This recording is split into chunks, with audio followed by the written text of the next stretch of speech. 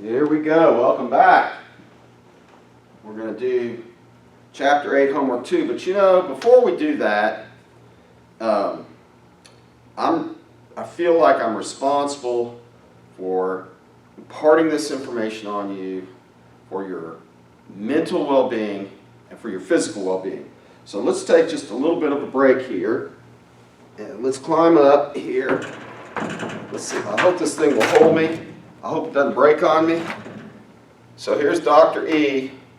So you guys stand up out of your chairs, put your arms out in front of you, and bend over and hang like that. And stretch. Keep going. Oh yeah. Stretch out. Good to go. Feeling good. All right, here we go. Now that we got that out of the way, let's see if we can get down off this table without breaking my neck. Yeah. How's that for you? All right. Fun and games are over. Time to get back down to serious business. Homework number 2. Why are stocks tough to value, particularly compared to bonds?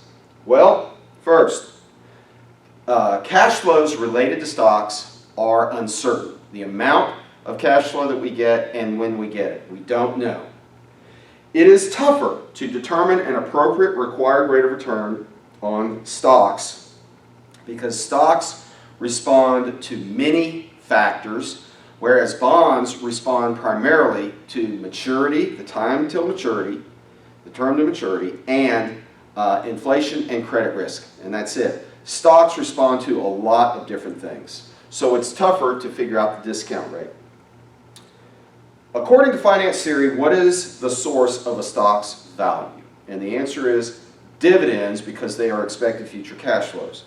So it's really the value, the equity value of a company is the free cash flow that you expect a company to generate.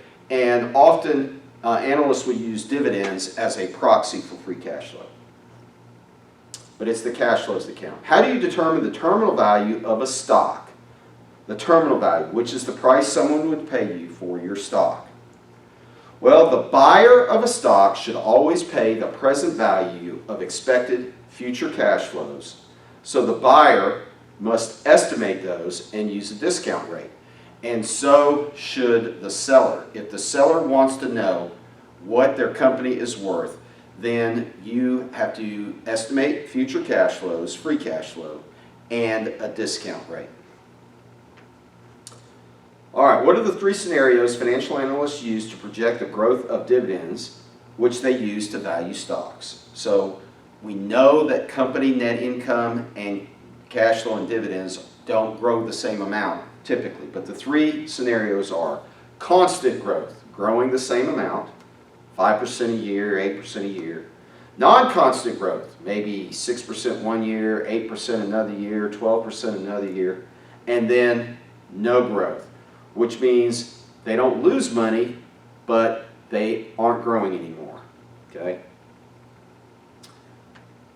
Number 5, once you forecast dividends and the terminal value, what are the next 2 steps you must follow to determine a fair price for a stock?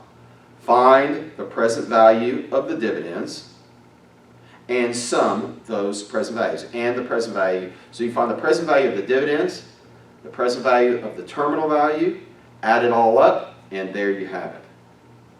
All right, what is the formula for the Gordon constant growth dividend discount model? Okay, and it is PO equals D1 divided by K minus G. Okay? Scroll down a little bit here. And remember that D1 is equal to DO times 1 plus the growth rate. All right. So, question 7. A company will pay a dividend of 50 cents next year. D1, 1 year ahead. D1, 1 year ahead. They expect to increase it by 9% each year. If the required rate of return for the stock is 11%, what is a fair price to pay for the stock? So K, the required rate of return, is 11%, and the growth rate is 9%. D1 is equal to 50 cents, 0.5, divided by 0.11 minus 0.09. So it's 0.5 divided by 0.02, and we get $25. All right. D1 over K minus G. Okay.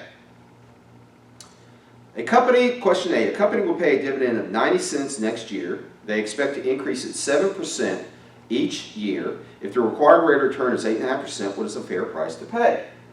So, D1 is 0.9, and the required rate of return is 0.085 minus the growth rate of 7%.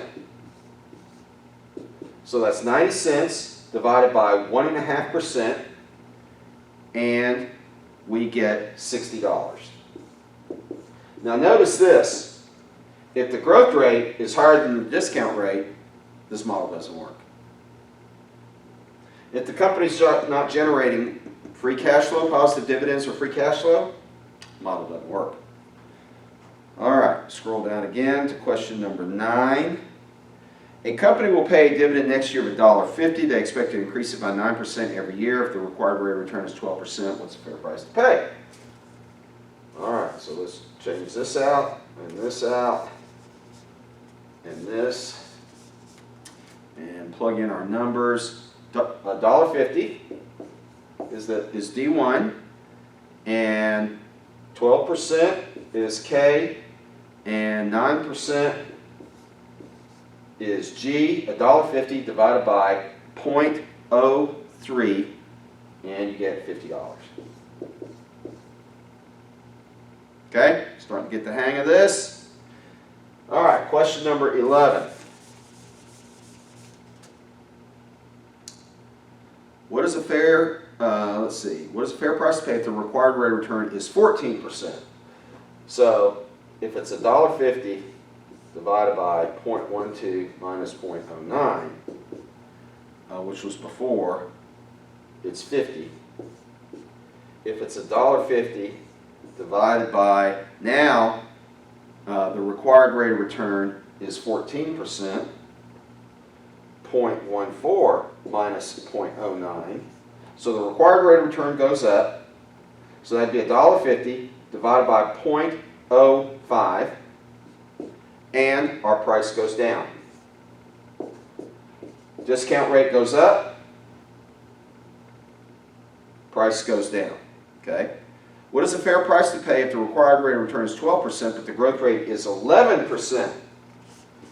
Okay, so now you go back to the required rate of return of 12%, and what we're going to adjust is the growth rate to 11%, and we get $150.